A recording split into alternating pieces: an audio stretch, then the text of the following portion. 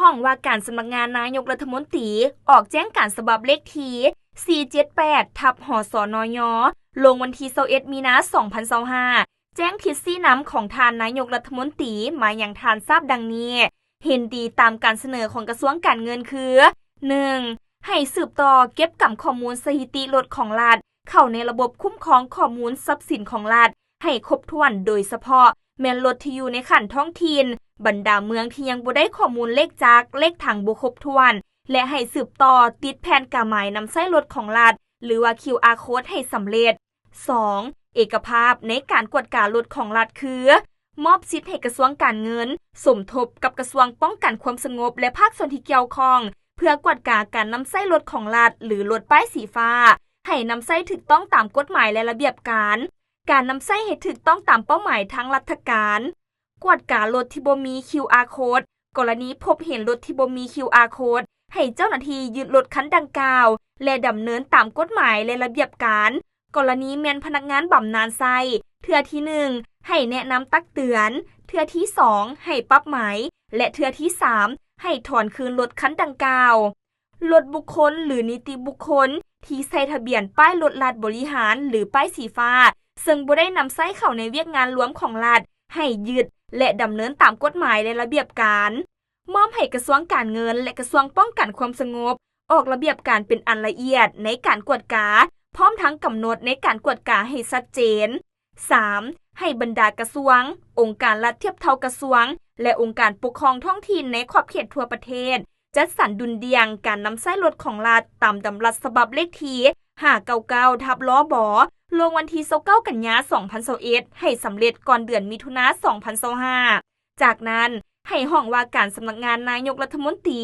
สมทบกับกระทรวงการเงินและภาคส่วนที่เกี่ยวข้องแต่งตั้งคณะรับผิดชอบชี้นำการจัดตั้งปฏิบัติถ้าเห็นว่าภาคส่วนใดที่มีภาระหลายเกินกว่ากำหนดแม้นให้ถอนคืนเพื่อจัดสรรดุลเดียงให้ภาคส่วนที่ยังขาดเขิน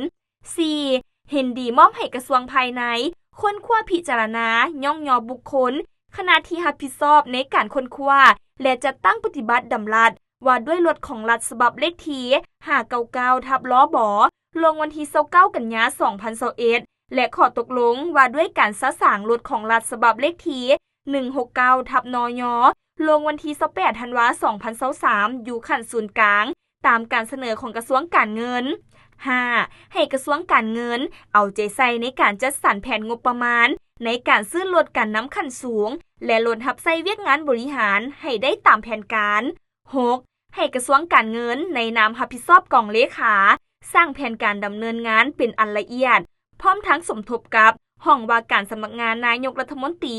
ขึ้นแผนงบประมาณในการเคลื่อนไหวเวียกงานของคณะรับผิดชอบแต่ละหน้าเวียกโดยให้มีจุดสุ่มละเอียด 7. มอบให้คณะรับผิดชอบกวดกาคืนรถของโครงการที่นำใช้ทุนกู้ยืมและช่วยเหลือลาจากบรรดากระทรวงองค์การรัฐเทียบเท่ากระทรวงและองค์การปกครองท้องถิ่นในขอบเขตทั่วประเทศที่ได้เอาไปใส่ป้ายเอกชนหรือป้ายวิสาหกิจที่เห็นว่าบ่ถูกต้องตามกฎหมาย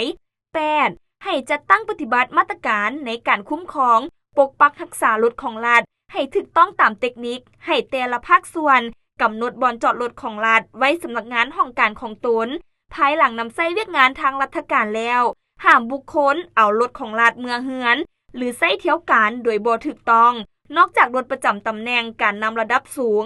ส่วนเมืองที่อยู่ห่างไกลซอกลีกธุรกันดารมอบให้เป็นการค้นคว้าตกลงของทานเจ้าแขวงเป็นกรณีเฉพาะตามความเหมาะสม 9. ให้มีมาตรการอย่างเข้มงวดต่อบุคคลที่มีพฤติกรรมต้านการจัดตั้งหรือละเมิดระเบียบการนำใช้รถของรัฐด้วยการสำรวจตักเตือนหรือปลดสั้นปลดขั้นแต่ละกรณีหนักหรือเบา 10. ให้ขยายเวลาในการจัดตั้งปฏิบัติข้อตกลง169ทับนยจนถึงวันที่31มิถุนายน2025ให้สำเร็จพร้อมทั้งปรับปรุงเงื่อนไขของพนักงานบำนาญผู้ที่จะได้รับนโยบายตามข้อตกลงฉบับเลขที่169ทับนยที่ระบุไว้ในมาตรา4ข้อ1แม้นผู้ที่ได้รับอุดหนุนบำนาญในงวด3ปี2025คืนหลังที่นำใช้รถของรัฐผ่านมาสำหรับการตีมูลค่าคิดไล่ค่าลุยเฮียนแม้นให้เทียบฐานเอาปี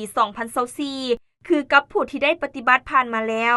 บุคคลใดที่ได้รับข้อตกลงซะสั่งแล้ว ให้หิมห้อนตีราคาและให้มอบเงินเข้างบประมาณให้ครบถ้วนในกรณีผู้ที่บ่สามารถชำระได้แม้นให้ถอนรถคันดังกล่าวคืนเพื่อจัดสรรการนำใช้คืนใหม่